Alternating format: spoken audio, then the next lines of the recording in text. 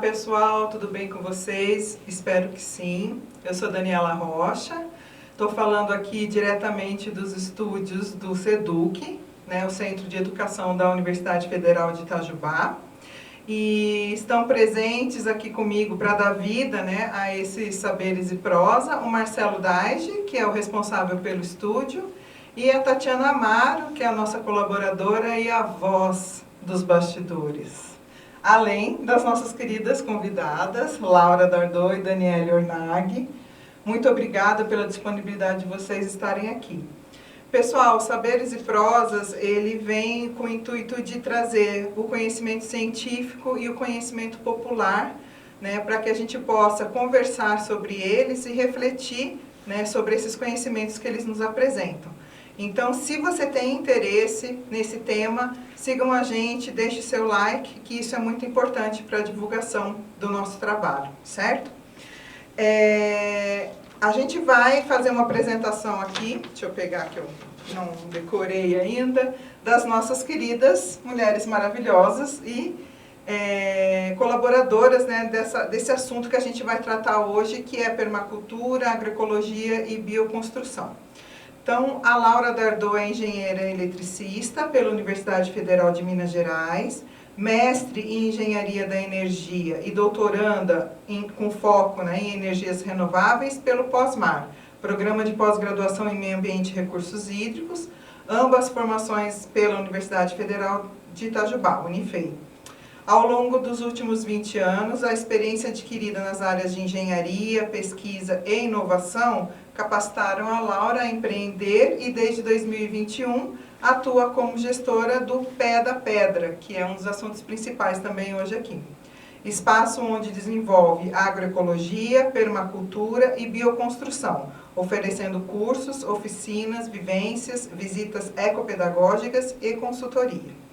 E Dani Ornag Santana, né, falar completo, é arquiteta e urbanista, professora adjunta aqui da Unifei, doutora e mestre em arquitetura e urbanismo e especialista em conforto ambiental e conservação de energia, sendo as 3 formações pela Universidade de São Paulo.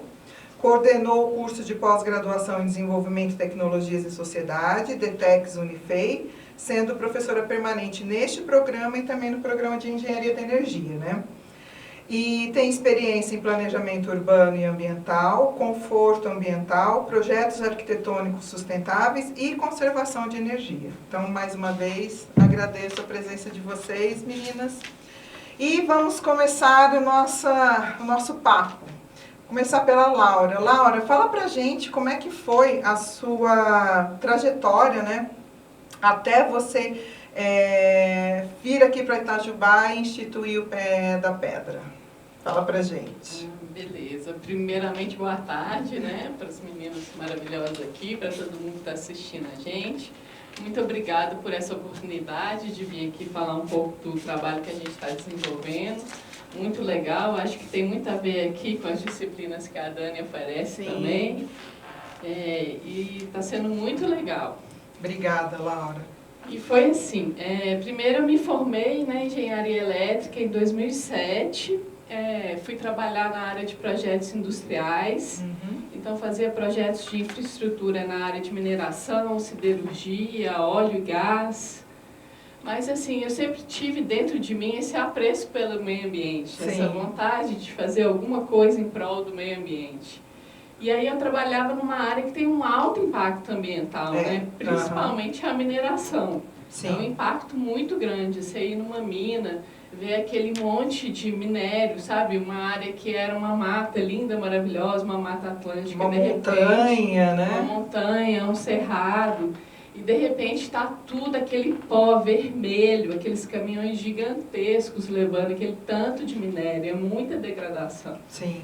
E aquilo foi tendo um impacto muito grande em mim, né? Eu fui vendo que eu queria estar do outro lado, eu queria estar daquele lado das pessoas, né, que querem preservar, querem, sim, proteger. E aí, aliado a isso também, essas questões climáticas também foram ganhando cada vez mais espaço, né? Mais discussão sobre essas mudanças climáticas, o aquecimento global. Então foi me dando uma vontade assim, de fazer alguma pós-graduação, algum mestrado, continuar o estudo nessa área de energias renováveis. Sim. E aí eu fiz, ainda em Belo Horizonte, uma pós-graduação em engenharia ambiental. Ah, então você estava em BH, já morava lá. Isso. E aí eu fiz uma pós-graduação em 2010 em engenharia ambiental. Que legal! Já com esse foco nas energias renováveis. E aí foi quando que eu descobri o curso de engenharia de energia aqui da Unifei. Ah, o mestrado. Isso, o mestrado. E aí falei, nossa, eu quero fazer. E aí vim pra cá, né, também estava com um relacionamento novo, né, meu companheiro também falou, nossa, eu queria mudar para uma cidade menor, a gente já não estava aguentando mais viver no grande centro urbano. Imagina. Já queria ir mudar para uma cidade melhor, que tenha maior qualidade de vida e tudo, então ele topou. Que delícia! E pedi demissão do emprego de 10 anos. Jesus! E falou, vamos. E aí viemos, aí eu fiz, né, o mestrado em engenharia de energia e comecei a trabalhar lá no CERPCH, que é o Centro Nacional de Referência em Pequenas Centrais Hidrelétricas aqui na Unifei. Sim. Né, com o professor Tiago. E aí a gente começou a desenvolver vários projetos de pesquisa e desenvolvimento nessa área de energias renováveis, né, com algumas concessionárias e tal. E aí foi super legal, a gente desenvolveu esses projetos. E aí surgiu o Pós-Mar, né? Que foi um programa novo, né? Teve um mestrado. E aí quando abriu o doutorado, eu falei, nossa, agora eu quero fazer. Eu já vou lá. E aí estou fazendo doutorado, né? Falta ainda um semestre para eu defender, já qualifiquei nessa área de energias alternativas, né? Sim. E aí, quando a gente veio para cá, já mudamos para Itajubá em 2014, a gente já queria morar numa área rural. Sim. Que já era o interesse. Não, a gente já queria procurar um sítio, e aí demoramos uns 3 meses para achar o sítio. Que é o sítio Pé da Pedra, no bairro Pé da Preta. Pé da Pedra, no bairro Pedra Preta, Itajubá, aqui na zona rural aqui de Itajubá. Sim. E aí a gente começou a fazer algumas intervenções, né? Com o sítio a gente começou a se interessar mais por essa área de preservação ambiental, a pesquisar mais, se interessar, a pesquisar recuperação de área degradada, né? Proteção de nascentes. Entendi. E aí a gente entrou num programa muito legal, chamava Cultivando Água Boa, depois mudou para Pró-Mananciais, que é da... Isso daí a gente vai falar mais pra frente. A gente entrou nesse programa e aí isso fez a gente pesquisar mais sobre essas coisas. E aí a gente achou, né, a gente descobriu assim, a agroecologia, a permacultura e a bioconstrução. E daí foi onde vocês começaram. Mas antes... O sítio foi mais para moradia mesmo. Isso. E depois, com o tempo, participando dos projetos, é que vocês começaram. Isso, aí a gente começou a fazer alguns cursos, né? A gente fez um da Emater, de agroecologia, a gente fez até uma aula lá. E aí a gente fez um também do Instituto Pinorama, de permacultura. Ah, tá, já ouvi. E aí a gente foi aplicando esses conceitos no sítio. E com isso veio essa vontade também de disseminar esse conhecimento. Entendi. A gente começou a perceber que tinha várias pessoas interessadas também nesse assunto, interessadas, né, em fazer alguma coisa, né, em prol do meio ambiente. Sim. E aí também surgiu essa necessidade de disseminar esse conhecimento. Muito legal. Aí foi aí que a gente resolveu abrir o sítio para fazer cursos, oficinas. Tá. Isso é muito importante. E até vem aqui, né, de encontro com o que a Dani pesquisa aqui na Unifei, né? Então, Dani, fala pra gente como é que foi a sua trajetória até que você escolhesse essa área de projetos arquitetônicos sustentáveis. Legal. Boa tarde a todos. É um prazer estar aqui, né, com essas duas lindezas. E eu acabei optando por arquitetura, né? E eu sempre gostei de conforto ambiental, que tinha a ver um pouco com bioconstrução e tinha um pouco a ver com tecnologia de arquitetura. e tem um pouco a ver com engenharia, então acho que tudo sinalizou para ir para essa área de projetos arquitetônicos sustentáveis. Então eu fiz o mestrado, o doutorado, a especialização toda voltada para a parte de ambiente, né? Então a sustentabilidade com essa coisa das mudanças climáticas, ela está cada vez mais necessária por conta das intempéries, né? Das coisas que têm acontecido. Então eu acho que eu acertei bastante porque eu acho que tem uma função social bastante na escolha, clara, né? Sim, foi mais ou menos isso. Obrigada, Dani. Agora, voltando para a Laura, você estava falando, né, que vocês voltaram, né, vieram para cá, de BH, foram para o sítio e daí desenvolveram esses projetos, fizeram os cursos, né?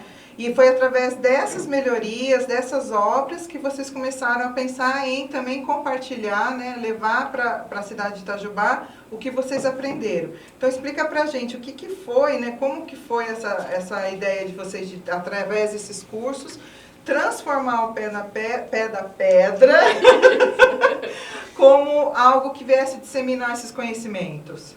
Isso, foi assim mesmo. A gente começou a participar desse programa, né, que chamava Cultivando a Água Boa, depois mudou para Mananciais. E o Cultivando a Água Boa era da onde?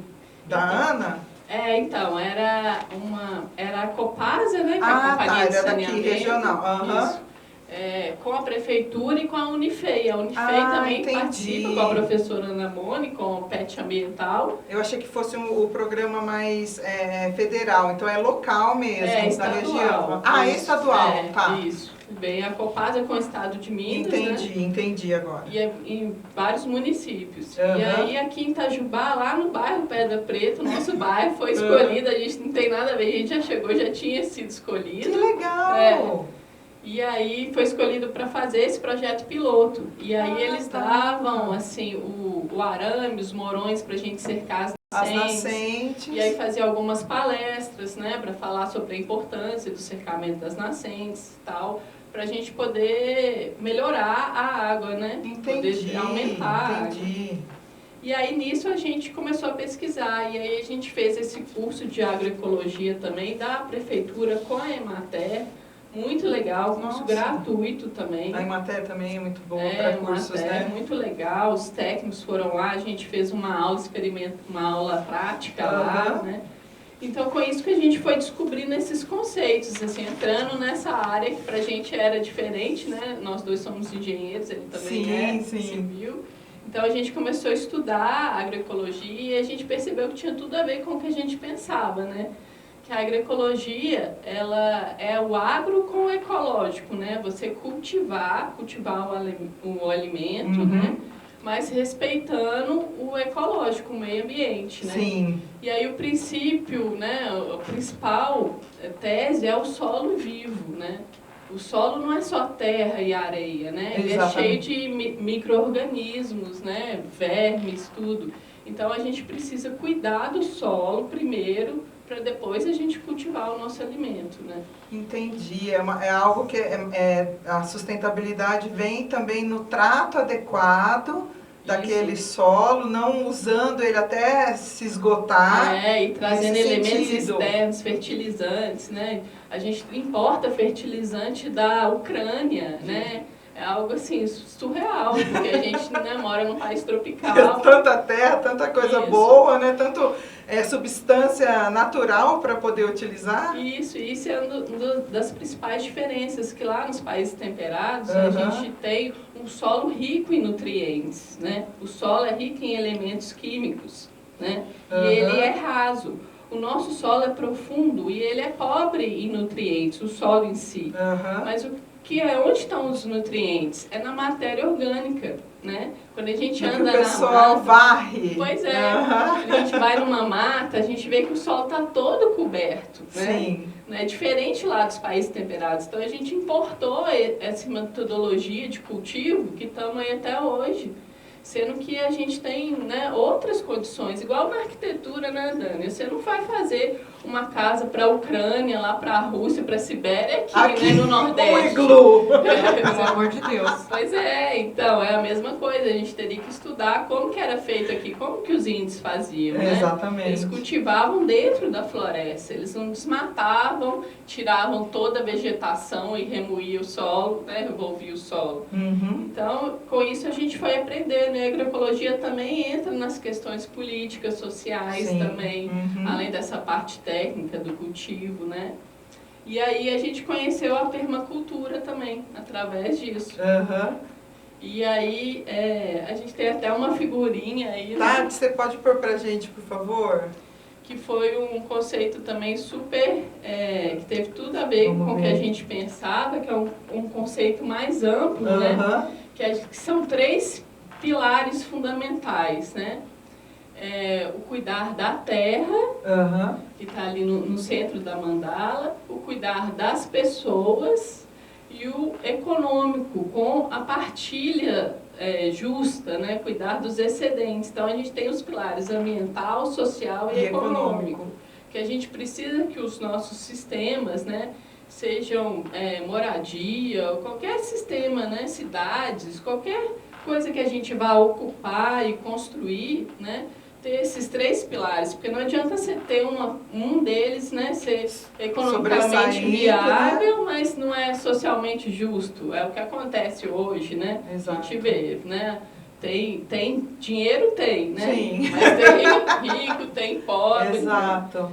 Então a gente não tem uma partilha justa, né? Muito legal. E daí tem vários conceitos dentro desses 3 pilares fundamentais, né? Você tem o espaço construído, que entra aqui a parte da bioconstrução, Uhum. das construções, né? Você construir com esse conceito também, né? Do ambiental.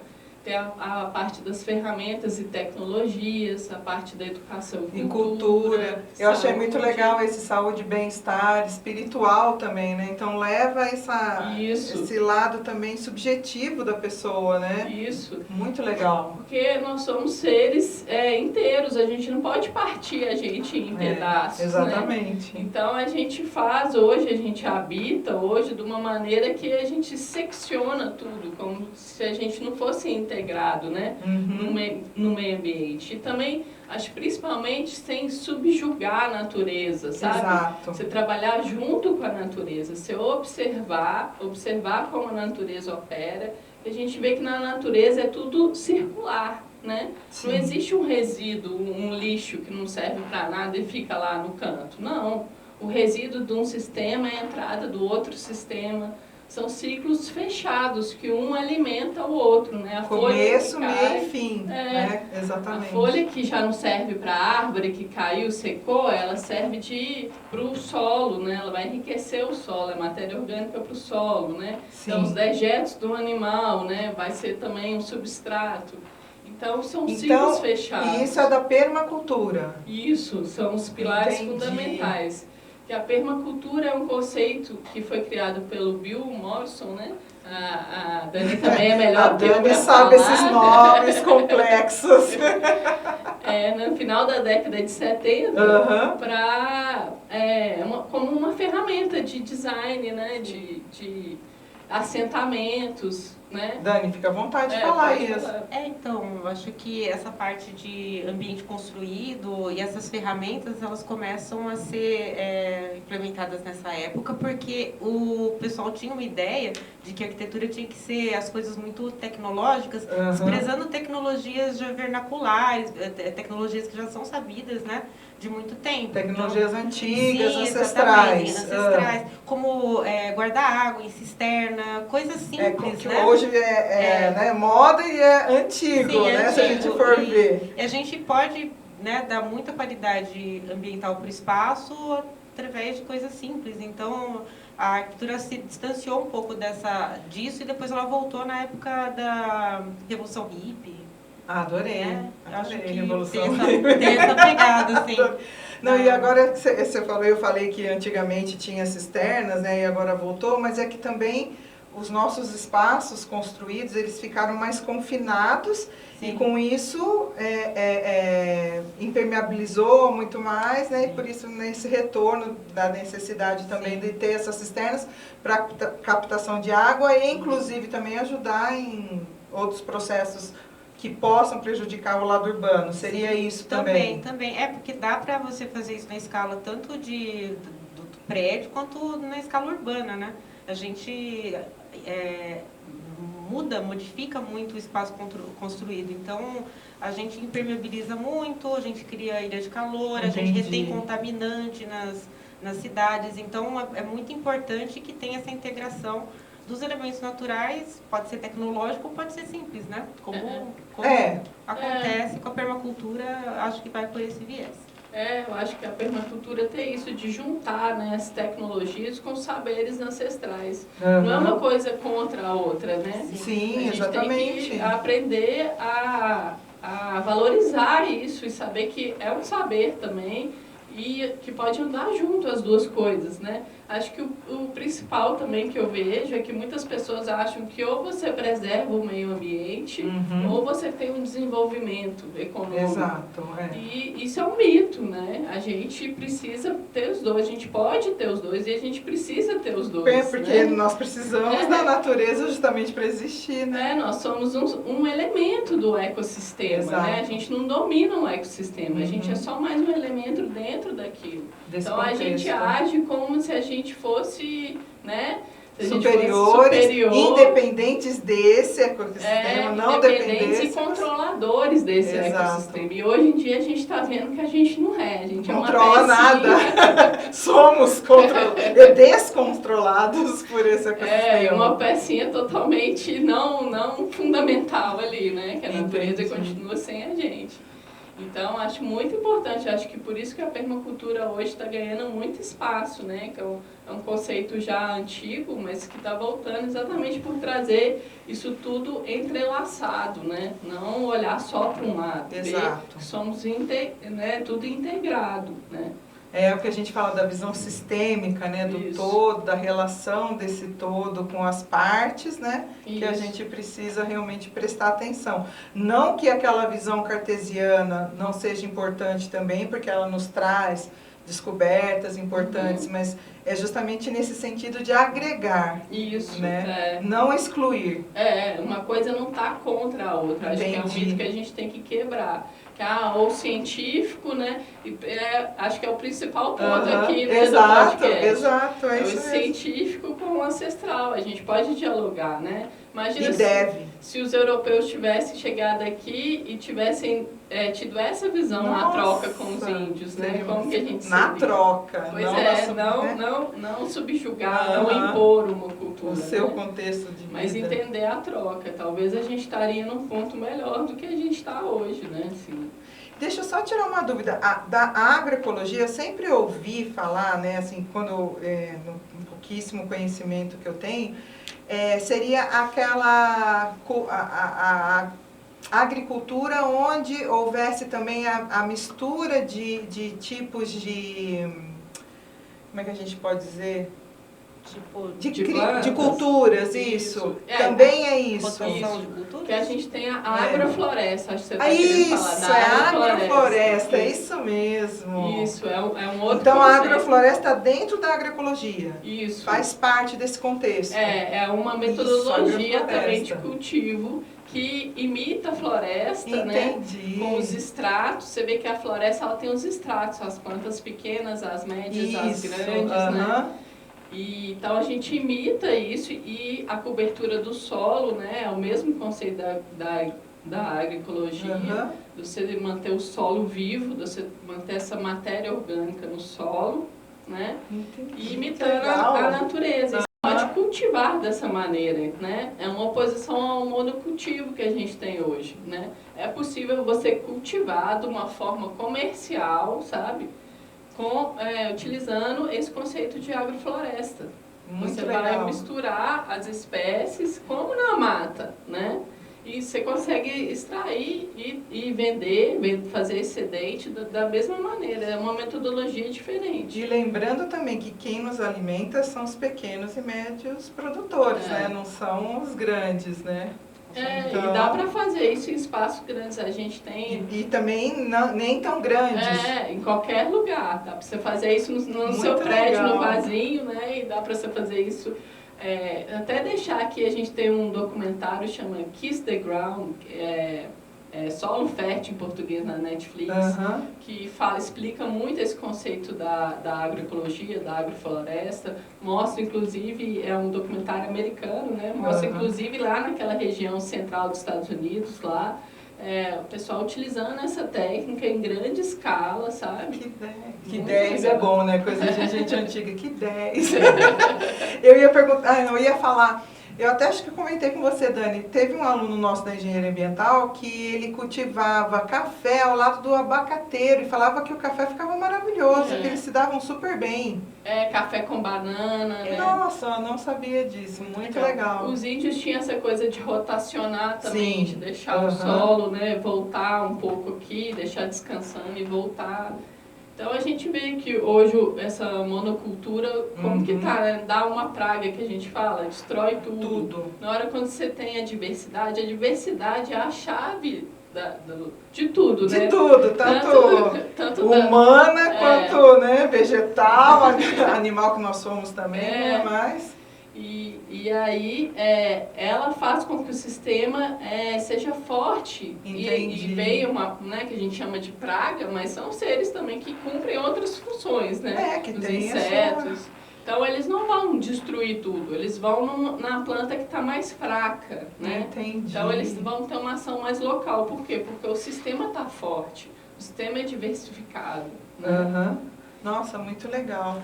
Dani, explica pra gente, né, o que a permacultura ela tem de relação com a sua área de pesquisa. Tá. Bom, como eu gosto de pesquisar projetos sustentáveis, eu acabei também pesquisando sobre vilas sustentáveis. Eu ofereci uma disciplina dessa, inclusive na Unifei, como optativa, né?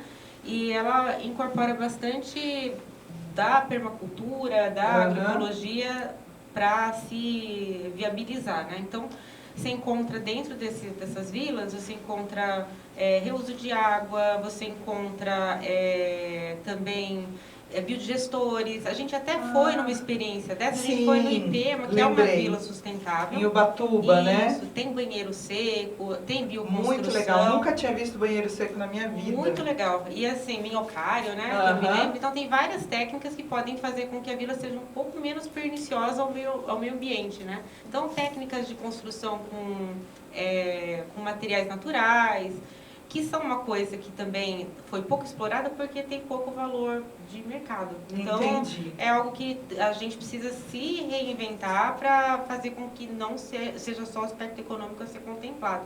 Então, tem tudo a ver com a Laura e com a área de pesquisa. E assim, a gente sempre quando fala em arquitetura, a gente pensa mais na construção em si, né?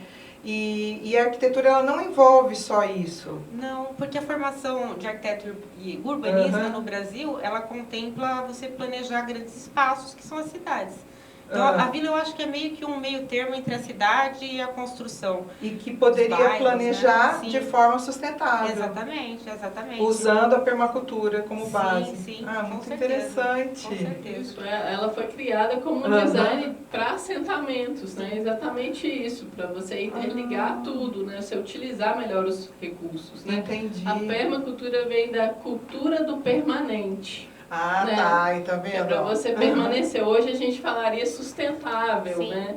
Que é o termo mais usado hoje em dia. Que é exatamente isso, para você continuar, permanecer, sustentar, né? Ficar lá. Para você usar os recursos de uma maneira que seja sustentável. Que eles possam perpetuar. Exatamente. Durar. Porque do jeito que a gente faz hoje, os recursos estão acabando, né? A gente usa de uma maneira burra, digamos assim, né? Porque a gente está acabando com os recursos E depois, na hora que acabar? É. Né? Então, a Vai parte- para Marte, É, vamos vai para pra a Lua, Lua, né? a gente sabe que não tem Não tem condição. salvação. Não tem recursos suficientes para todo mundo manter um estilo de vida norte-americano, por exemplo, né? Um American Way of Life, a gente sabe que não dá. Aquelas bem chatas, estadunidense, que eu tenho mais, tudo eu falo estadunidense. Então, Exatamente. assim, é esse modelo que é exportado, esse modelo que a gente tem como modelo de sucesso, modelo de Exato. vida, né? Mas é impossível, mesmo se a gente conseguisse que todo mundo tivesse esse mesmo modelo, não tem recursos suficientes, recursos naturais suficientes para isso. Então a gente tem que repensar Exato. a maneira da gente se viver, para a gente permanecer. Eu lembro que eu li em algum lugar que a gente precisaria de 5 planetas, uma coisa assim, para manter o estilo de vida que a gente tem mantido como mundo, né? Então não dá, né? 5 Nossa. planetas não vai dar. existem, Por né? isso Não que a vai gente dar. tem a desigualdade, porque Sim, para alguns terem exatamente. tantos, outros não podem ter. Não tem porque, acesso. né, os recursos são finitos. Então, acho que assim, ultrapassa essa cultura hippie, né, que a gente Sim. falou assim. Aham. Eu gosto muito de falar isso, porque algumas pessoas têm preconceito, acham que é Exato. coisa assim de hippie, coisa e tal. É. Não, gente, é matemática, né? Sem fundamento, científico, Olha, né? olha os eventos climáticos que estão acontecendo. Olha os Então, eventos. Ouçam os hippies, por favor. E olha a matemática, né? Não dá, Exato. não tem, né? Igual você ter uma empresa e gastar mais do que você ganha. Você vai falir. Então é isso que a gente Exato. está fazendo com os nossos recursos, né? Então, essas questões de usar a energia, o jeito que a gente usa a energia, né? Sim. A gente usa os recursos, a água, o solo, né? Sim. Então, a gente está poluindo as águas, né? A gente polui tudo, né? E depois como que a gente quer ter água, né? Exato. E aí, só para eu entender, então a permacultura ela seria maior, onde ficaria inserida a bioconstrução, a agroecologia, a agrofloresta, seria assim que a gente poderia raciocinar? Isso, a Entendi. permacultura, de uma maneira mais geral, trata todos os temas, né? Uhum. A bioconstrução seria essa forma de construir, né, Dani? Com materiais naturais, né? Uhum. Materiais locais, isso é muito importante também, né? Que a gente evita deslocamento. Pegada de carbono, Sim, né? As sim. emissões, né? Uhum. A gente tem muita emissão também no cimento, a gente Com diminuindo, certeza. né? A indústria da construção é uma das que mais emitem, né? CO2. É. Então, e a gente fala hoje construção tradicional, mas pensa bem, o cimento deve ter no máximo 200 anos, né? O cimento Portland, né? Foi Em feito. escala industrial, né? E a gente tem, a humanidade tem o quê? 10 mil anos Exatamente. no mínimo. Então, né, esse tradicional que a gente fala tem pouco tempo, né? Exato.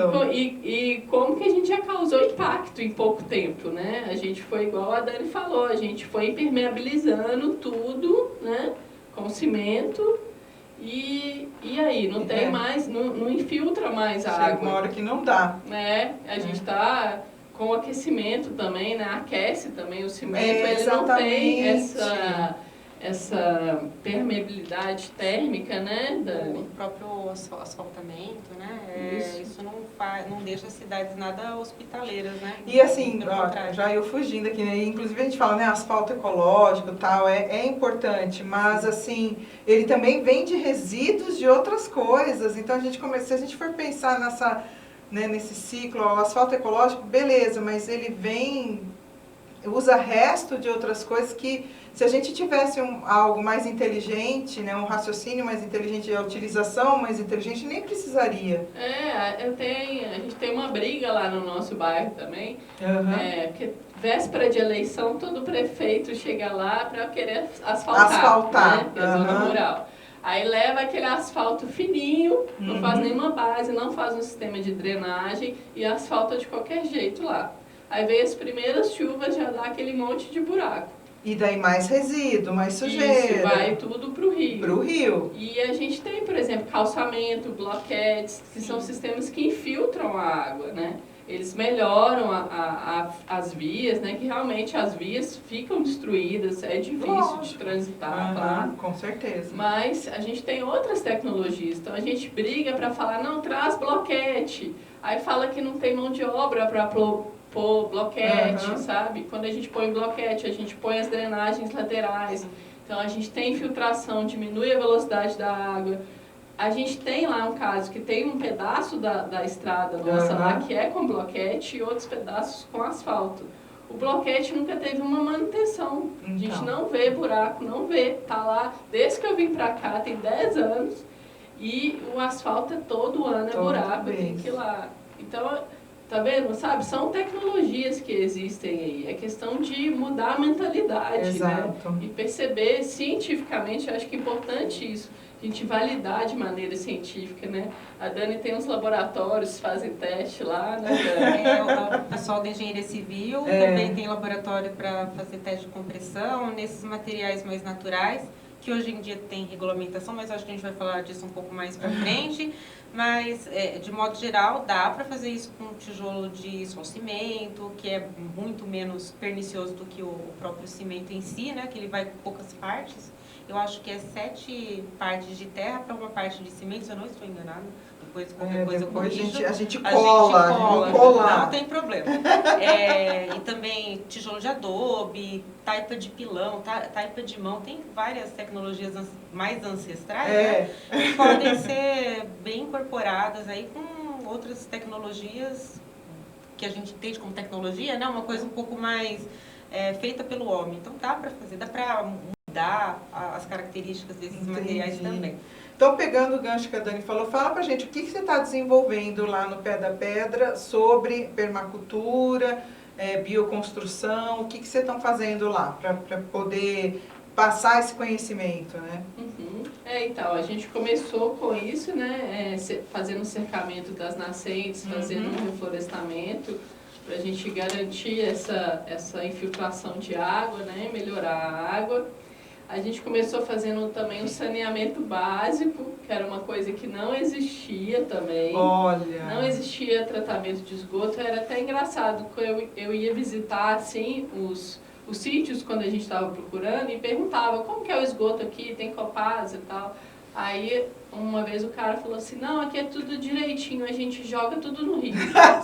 É direitinho, né? Não tem direto. Poça, não tem esse negócio de Copasa, é tudo certinho, a gente joga no rio. Aí eu fiquei olhando assim, meu Deus. E comecei a perceber o tanto que a gente precisa da educação ambiental para explicar para as pessoas que não é culpa, né, do cara. Não, as pessoas não sabem mesmo da importância do saneamento básico, né? Então a gente foi fazendo, a gente colocou um biodigestor, né, para o tratamento do esgoto. A gente colocou o círculo de bananeiras para o tratamento da água cinza, aquela água que vem do chuveiro, da pia, né, que não vem do vaso sanitário. A gente separa elas porque o sabão, a gordura pode afetar esse tratamento. Entendi. A gente faz um tratamento biológico com bactérias, bichinhos, e se for sabão mata, atrapalha essas bactérias. Elas podem falecer. Esses micro-organismos que tratam lá, né, o esgoto. Então a gente foi fazendo isso, a gente começou a fazer bioconstrução, a gente começou a construir com pau a pique, né, que é uma técnica, acho que a mais difundida, né, Dani, aqui no Brasil, principalmente no período colonial, né? E seria o que o pau a pique? O pau a pique, você faz um trançado que pode ser de bambu ou de madeira. A gente utiliza bambu, que a gente tem bastante. Trança com o bambu mesmo. Isso. Tá. Você coloca ele. A gente faz primeiro, a gente fala um murinho de arranque de pedra. Sim. E usa cimento, né, nesse pedaço, para a gente evitar a capilaridade, que é a infiltração da água por baixo. Entendi. Então a gente faz essa base, que é um murinho de 40 centímetros, assim, mais ou menos. E depois a gente fixa os bambus, ou pode ser também ripa de madeira, né, na vertical, e depois vem trançando eles na horizontal, formando um quadriculado. E aí depois a gente vem com uma massa de terra com palha e faz o preenchimento desses quadradinhos. Isso.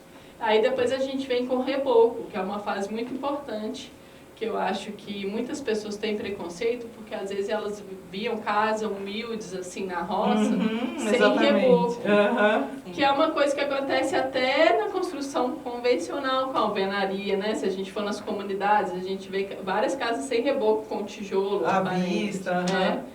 E aí, você pode fazer o reboco também de terra. A gente faz esse reboco de terra, que a gente põe a areia também para evitar as trincas, porque trinca bastante. Se a gente, né, vê aquelas imagens dessas casas mais antigas, sem reboco, é todo trincado, que tinha até a questão do barbeiro também. Sim, exatamente. Que o barbeiro gosta do buraquinho lá. Não precisa, Não é por causa da terra. Isso, então técnica, todo né? mundo... Eu a vida inteira achei que era por causa de algum material de lá. Não, era um localzinho gostoso de viver.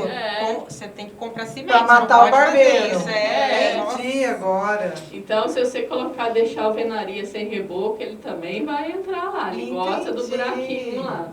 Então, se você reboca a casa, você fazer esse reboco grosso com areia, que a areia ela evita dar essas trincas. E aí depois a gente ainda faz o reboco fino com cal e areia. Então ele fica bem fininho, impermeabiliza. O cal também, ele já é fungicida. E já parece que já tá ficando geladinho, né? Aquelas que tá com calor, né? E ele mantém essa respiração que é fundamental da terra, que ela respira. Se a gente, acho que todo mundo conhece aquele filtro de barro, né? Sim, lógico. E aí a gente vê que a água tá sempre delícia. Pode estar calor, que ela tá fresquinha, pode estar frio, que ela não tá geladona, ela tá fresquinha. E a gente vê que ele sua um pouco. Sim, sim. Né? Então aquilo é a capacidade de trocar a umidade. Ele expulsa a umidade, ele chupa quando tá seco e ele expulsa quando tá muito úmido. Então essa é a principal vantagem que eu vejo assim, na construção com terra, né? Que ela fica fresquinho, ela tem uma capacidade térmica muito boa, sabe?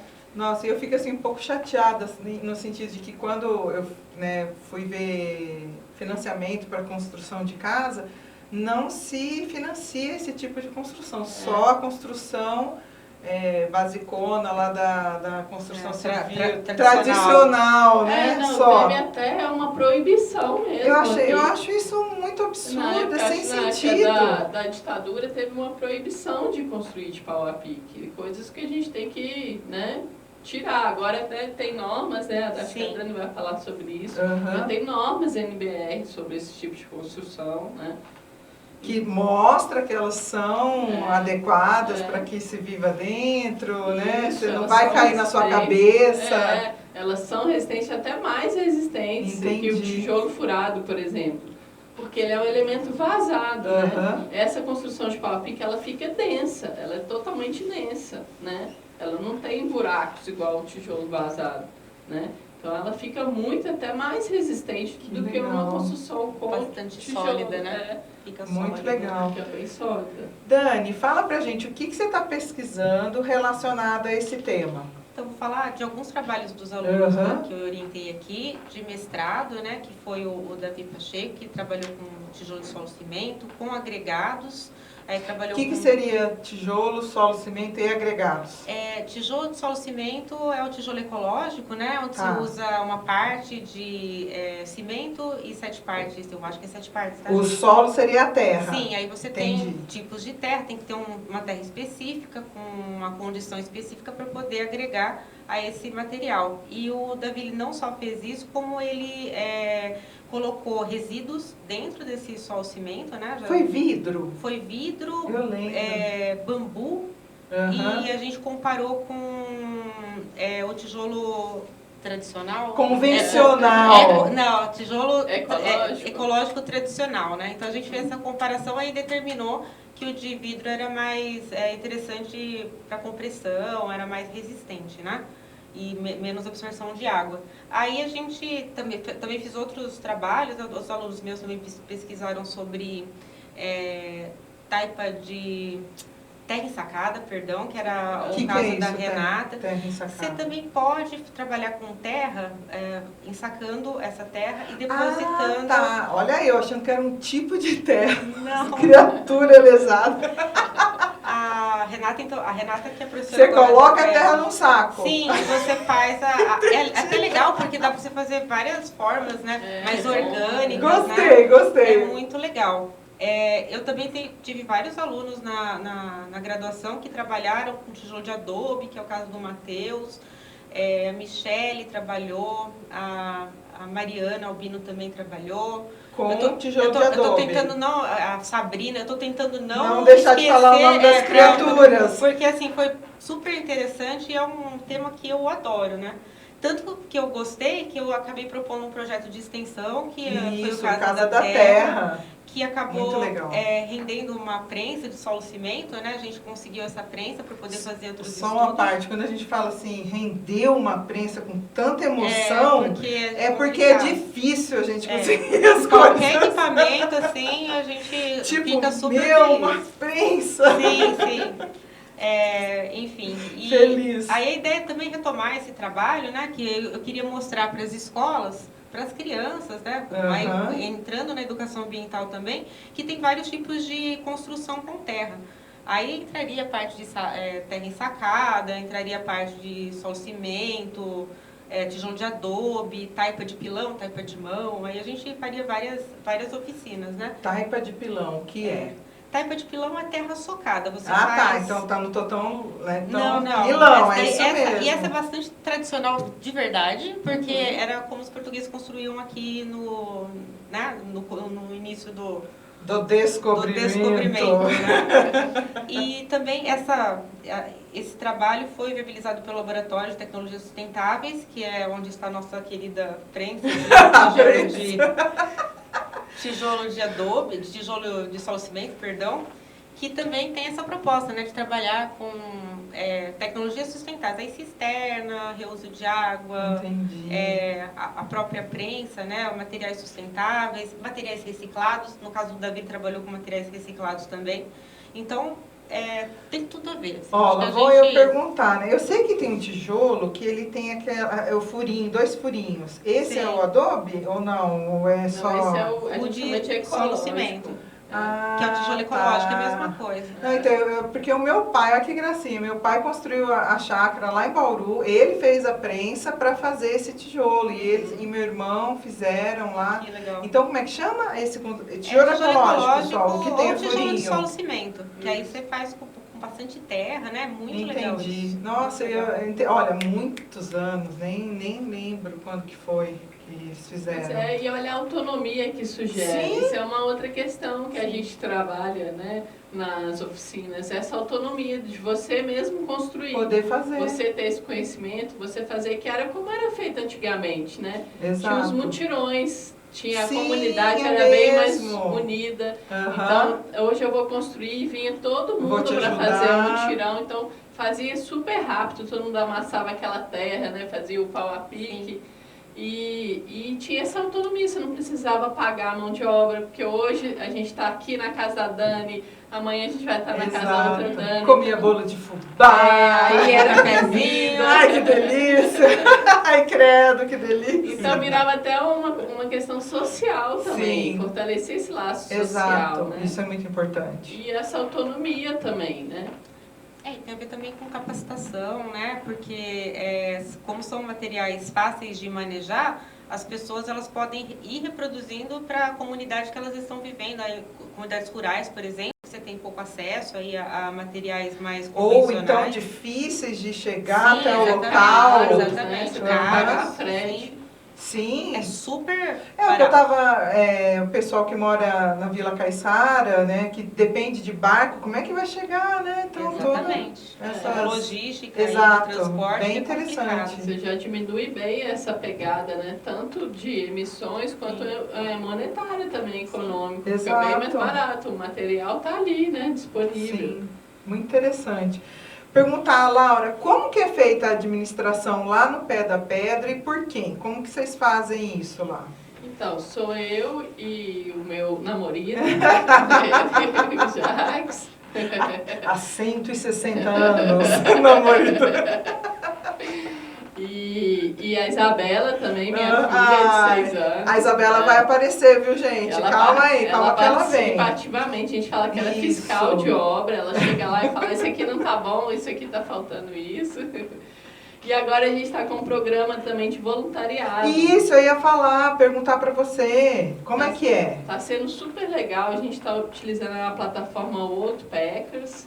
Não sei se vocês conhecem. Não conheço. É uma plataforma de trabalho voluntário que tem mais de 150 países. Que demais. Tem diversos tipos, né? A gente está com o projeto ecológico, eles têm prêmios para projetos ecológicos. Que legal. Mas tem hostels também, pousadas, né? Então a pessoa quer viajar, quer ter uma troca legal, quer conhecer uma cultura diferente. Então ela oferece umas horas de serviço, geralmente são 5 horas, assim, meio-dia, alguma coisa assim. E em troca ela ganha, né, ganha alguma refeição e também a estadia no local, né? Então está sendo uma troca muito legal. A gente está conseguindo assim, avançar com as obras, está tendo troca, já teve gente de várias regiões aqui do Brasil, já teve gente fora, teve francesa, inglesa, colombiana, uma menina de origem iraniana também. Então acaba que é uma troca cultural muito legal também. E do Brasil, quem da onde? Do Brasil já teve São Paulo, já teve do Rio Grande do Sul, Santa Catarina, agora tem uma menina do Ceará. Então, e assim, isso tudo para poder também aprender, fazer as oficinas. Então eles vão lá, eles aprendem essas técnicas que a gente está usando agora, né? Que é principalmente o pau a pique. Esse manejo também que a gente plantou no sistema agroflorestal. Então a gente tem esse manejo também. E também a gente fez oficinas também, que são os mutirões. A gente já ofereceu nesse tempo também algumas oficinas. Então aí junto uma galera mesmo num dia para construir, para fazer uma parede e tal. A gente já fez algumas, foi muito legal. Com tinta de terra também. Isso, você tinha falado das tintas naturais. As tintas naturais, dá para você fazer tinta com a terra, né? Você pode usar materiais naturais para fazer o aglutinante, que a gente fala, né? Pode usar o polvilho. E você pode usar também a cola branca, né? Que é um polímero, um material que não é tão natural, mas é um polímero também de fácil acesso. O que é polímero? É tipo... É que aqui é assim, tem que explicar o que é polímero. É como se fosse um plástico, a cola branca, entendi. né? Aquelas... De onde vem o plástico? O que são as nuvens? E aí a gente usa também a baba do cactus também para dar uma impermeabilizada. E aqui a gente tem cactus assim? Palma, a gente plantou lá. Tem alguma coisa de babosa, de colocar babosa no meio? Porque eu me lembro que era feito com alguma meleca. Então, ela parece a babosa. Desculpa, meleca, termo técnico. Meleca. A palma, ela parece a babosa, ela dá essa meleca na hora que você corta o caldo. Será que a babosa funciona? Olha, eu já tô querendo fazer pesquisa do babosa, aí ia ficar legal. O cabelo, né? A gente viu, os maias usavam nos templos para impermeabilizar esses cactos. Então aí, né? Outra coisa, outro mito. Não dura. Olha aí, gente. Exato. Né? Quantas ruínas quantos Machu Picchus, né? Muralha da China, pirâmides do Egito, né? Pátio do Colégio de São Paulo ainda tem uma parede de taipa. Pois é, aqui em Itajubá mesmo, o Centro Cultural, eu fui lá filmar também. Aquelas, onde é o Centro Cultural? O Centro Cultural, lá no centro, em frente à Matriz. Da universidade, isso, entendi. Da Unifei, a primeira sede da Unifei. Entendi. Também de pau a pique, vários casarões no centro. Que é outro mito também, que é só casa humilde, não, casarões, fazendas, né? A gente tem as tintas também naturais, mito também que sai. Olha as pinturas rupestres aí, né? Estão aí até hoje. Então a gente tem esses mitos, a gente construiu em tão pouco tempo alguns mitos de que só esse tipo de coisa que a gente tem outro dia que dura. Que são boas, né? Que tem qualidade. Então a gente precisa fazer esse resgate também. E você falou, né, do pessoal que procura, que faz as oficinas, né? Então daí para a Dani também. Qual que é o público que você tem, assim, que vai fazer suas oficinas, né? São pessoas que já têm uma intenção mais voltada para o meio ambiente, ou também vai gente que nunca viu nada, tipo eu, que não entende nada, fica só perguntando? Não, é um público bem diverso, bem legal, multidisciplinar, gente de várias áreas. Isso é muito legal também. Mas, assim, todo mundo com essa preocupação, né? De aprender alguma coisa, né? Acho que essas questões climáticas estão batendo muito forte na porta, Sim. então essas gerações, né, mais jovens e também os menos jovens igual a Essas gente. gerações mais jovens, daquela suspirada. Os menos jovens igual a gente já estão entendendo a importância disso, estão procurando isso. Então vem pessoas, assim, algumas que já tiveram experiências, outras que nunca viram e querem aprender. É um público bem diverso e eu estou vendo que as mulheres estão sendo até a maioria. Está sendo muito legal, que a maioria, assim, é engraçado no Instagram, a gente tem aquelas... Como é que chama, Dani? Você que sabe aqueles estatísticas, negócios. né? Isso, Estatísticas, e a gente vê, dá sempre 60%, 65% de mulheres. De mulheres. Está sendo bem legal isso. E os seus projetos, Dani, de extensão, as suas pesquisas, geralmente são vários cursos, como é que é? Então, quando eu fiz o Casa da Terra, tinha gente participando, eu esperava que fosse mais ambiental, civil, né? Porque tem um interesse direto nesse tipo de construção. Mas veio gente de engenharia mecânica, engenharia aeronáutica, tinha gente de química, era assim um perfil variado. Teve gente até que não era da instituição, que era de outra universidade, de outra faculdade, acho que era da FEP, e ela veio fazer com a gente. Então, tinha muita procura e eu acho que seria muito legal retomar esse projeto por conta de, né, a gente fez uma etapa, conseguiu essa frente. Veio a pandemia, deu uma brecada violenta. Deu uma esfriada, mas vamos retomar. Muito legal. A gente está fazendo documentário. Isso, um documentário sobre esse resgate de técnicas ancestrais de construção. Foi bem legal, a gente, né, já estava, né, com todas essas ações nesse sentido.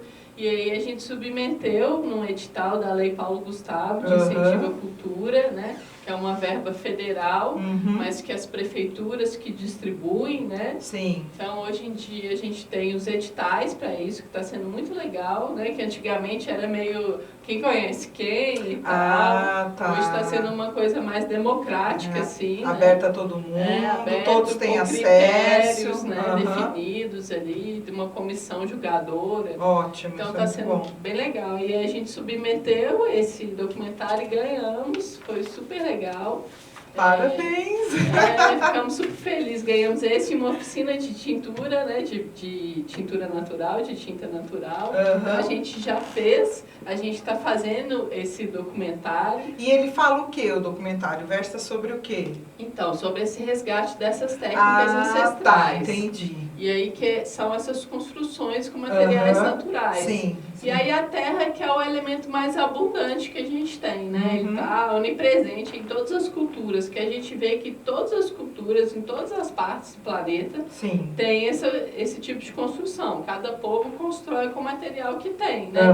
Na Ásia tem muito bambu, a gente vê, né, na Tailândia, aquelas construções com bambus enormes! Maravilhosas, que lá tem muito bambu. A gente tem no Oriente Médio terra, construções, mesquitas de terra, que estão até hoje lá. Construções nas montanhas, assim, grudadas na montanha da incrustada na montanha. A gente tem os maias com as pedras, né? Também bastante pedra. Então, a gente está fazendo esse resgate.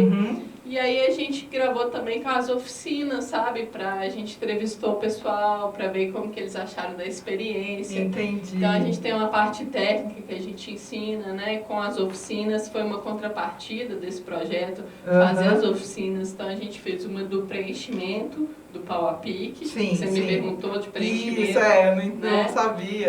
Daquela malha de bambu. Aí a gente fez uma outra do reboco grosso, como você fazer aquele reboco, né, para tampar essas trincas. Esse preenchimento, né? Que ele trinca, né? Aquelas aberturas. Aí você preenche com reboco.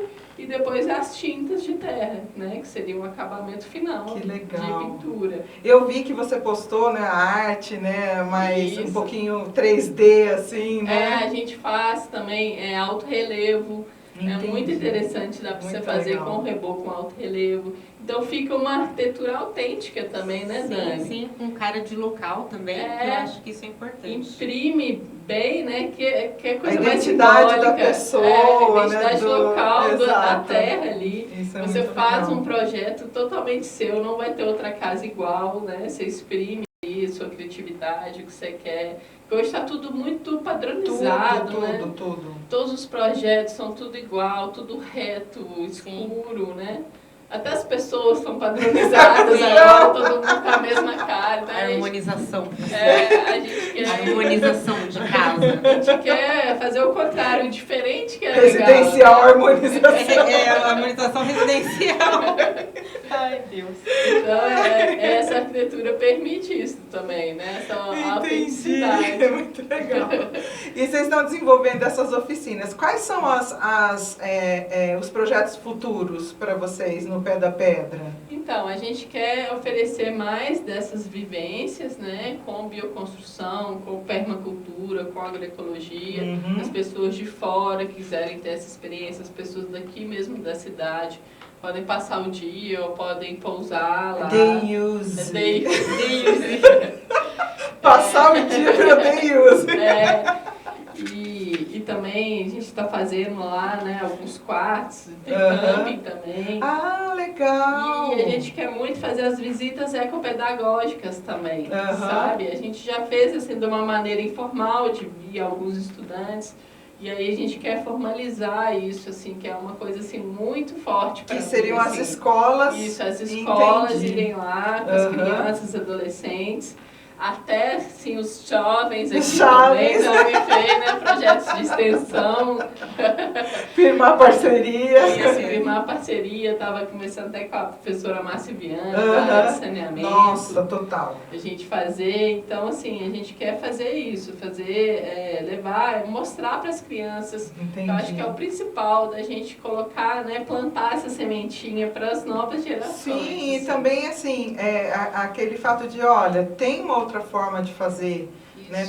Pensa sobre isso, pelo menos. Tem uma outra forma de viver, de habitar, né? Que foi o que aconteceu com a gente, de abrir a nossa visão. Existe uma outra forma de você habitar, de você utilizar os recursos, utilizar o nosso tempo aqui, que a gente vive no automático também, né? A gente acha que só existe esse estilo de vida e não é. A gente pode viver de outra forma, utilizar os nossos recursos de maneira mais racional, né? Sim. É só questão de metodologia, é só querer fazer diferente, né? Sim. Dani, o que você está pensando em fazer mais para frente ou agora, com a prensa? Nossa, eu estou pensando em voltar com a Casa da Terra. Pegar a prensa. Eu já tenho um convite aqui para fazer para vocês duas. Já estou dentro. Para a Tati também. Todo mundo convida até Marcelo. Pronto, o Marcelo também está convidado. Então, e os alunos, inclusive né, também quem estiver assistindo, né, Sim. que tiver interesse em conhecer, né, a gente vai deixar tudo lá no finalzinho do... Fala, Dani, te cortei, mas não, é só para lembrar. assim, eu acho que o projeto de extensão, nessa área, ele, além de ajudar a comunidade, né, poder fazer um papel social, um papel ambiental, a gente também desenvolve as pesquisas dessa forma. Então...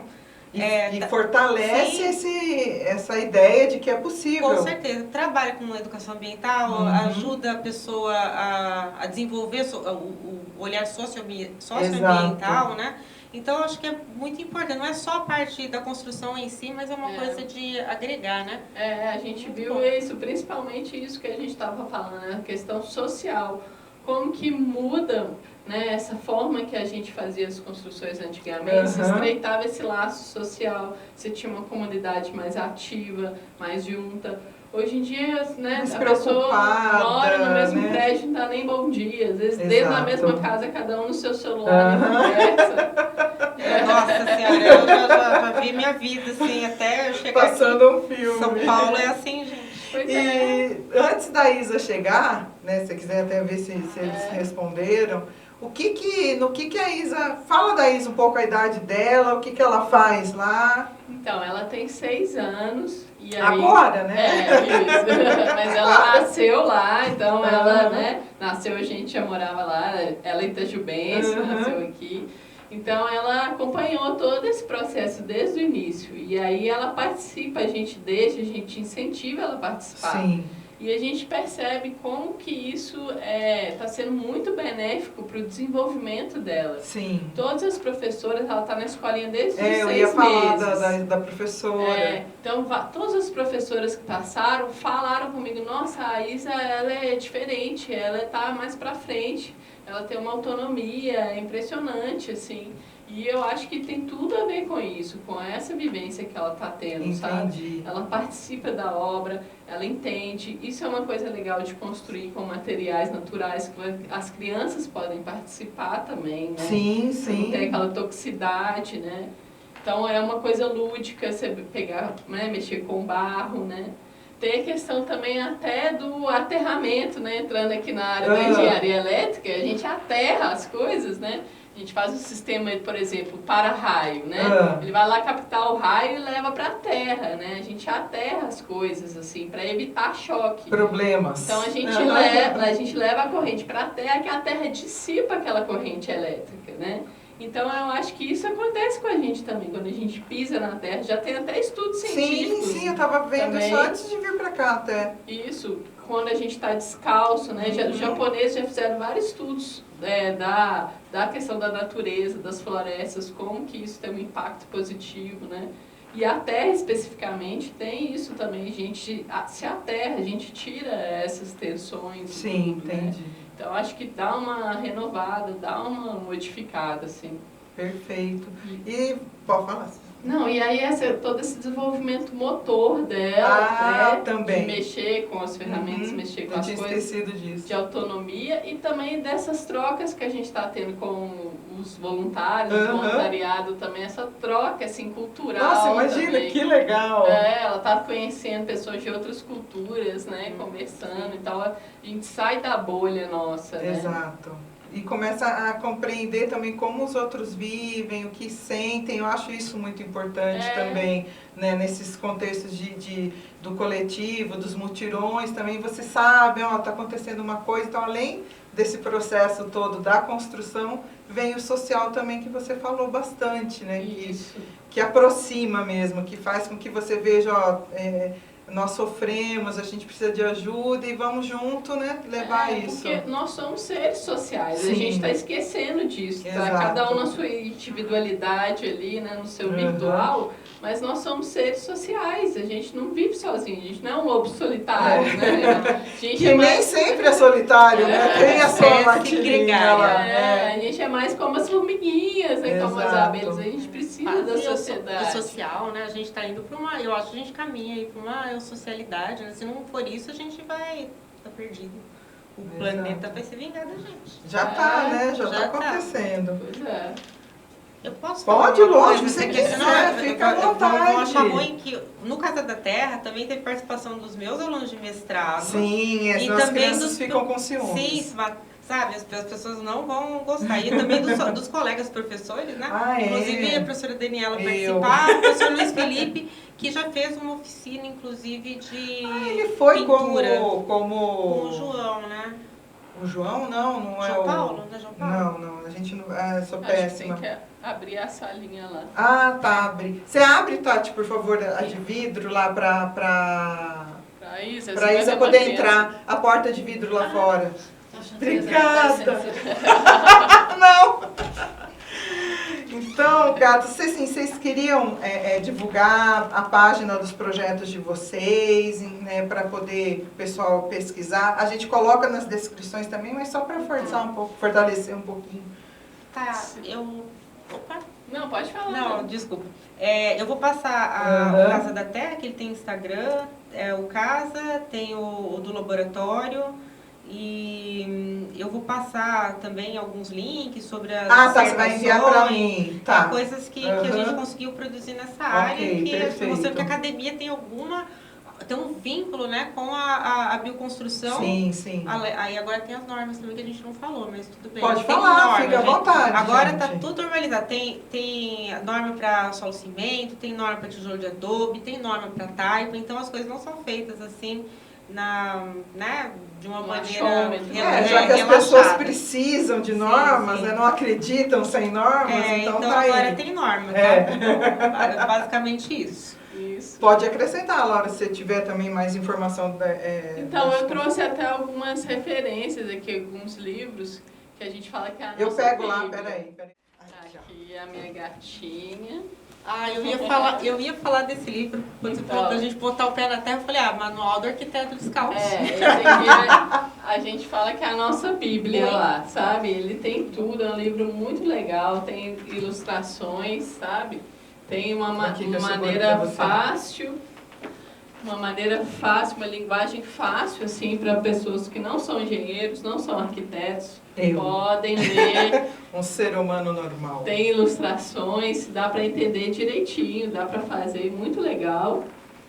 E acha na internet? Na internet, tá. Vale a pena, quem quer entrar nessa área. E esse aqui já é um livro um pouco mais técnico, entendi, com uma linguagem mais técnica de engenharia, tem também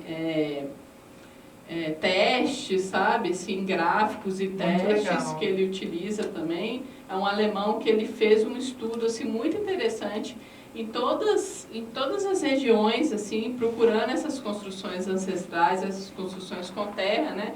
Esse livro dele é especificamente com terra. Então ele traz esse apanhado geral de várias técnicas, de vários povos, sabe, num compilado, assim, e coloca essa parte técnica dos testes, sabe, técnicos mesmo. Então é bem interessante também. Isa, a gente estava falando de você aqui antes, que você ajuda a mamãe lá nas oficinas, verdade? Sim. E aí, o que você acha? É legal? Você está gostando? Conta pra gente. Foi muito legal. Qual que você gostou? Da tinta ou da... Como é que é? Do reboco. Do reboco. Por quê? Conta pra gente por quê. Você gosta de amassar o barro? Eu vi a foto da Isa amassando. Devia ter trazido. Você gosta de amassar? Ela já... Sim, é que dó, né? Criança, coitada, tipo, tia, para de perguntar. Ela já fala com os voluntários como que é, ela explica pra eles, né, Isa? Ô Isa, eu vou lá e você me ajuda fazendo um favor, que a tia não entende nada. Depois você vai ver como a tia fez um monte de pergunta aqui. Nada a ver. Mas ajudou pelo menos, né? A gente aprendeu hoje. Meninas, muito obrigada. Fico muito, muito feliz de vocês terem disponibilidade de vir aqui, falar o conhecimento de vocês, inspirar pessoas, que é essa a nossa intenção aqui, né? Com o podcast. É nós, né? Toca aqui, Isa. Aí, assim, para que inspirem as pessoas, para que conheçam, procurem, né? Outras formas também, né? De se construir, outras formas de se viver. Então, a gente vai deixar no finalzinho, né? Tudo lá, as informações, tanto do Instagram, né? Do Pé da Pedra, que eu não vou falar muito, eu vou falar errado, eu travo a língua. Siga a gente lá, Pé da Pedra. Siga o pessoal. Então vai estar tudo ali, tanto do Casa da Terra, e as pesquisas, né, as informações dos livros também, a gente vai deixar na descrição. Então, eu agradeço por vocês estarem conosco aqui até o final, é muito importante, né, a presença de vocês. Se gostarem desse tipo de assunto, a gente pode fazer uma segunda rodada, né, que aí fica muito legal. Vocês podem comentar quais dúvidas ficaram, ou ideias de assuntos que vocês tiveram que sejam relacionados com a temática. Pode passar que a gente vai ter o maior prazer de trazer as gatas de volta, o trio de gatas de volta, para comentar sobre o quarteto. Não, é que eu não posso agregar muito, não. Eu faço pergunta, pelo menos, né? Então já ajuda. Então, muito obrigada, pessoal, quem ficou até o final. Agradeço muito. Até a próxima. Um beijão. Tchau, tchau. Obrigada, gente.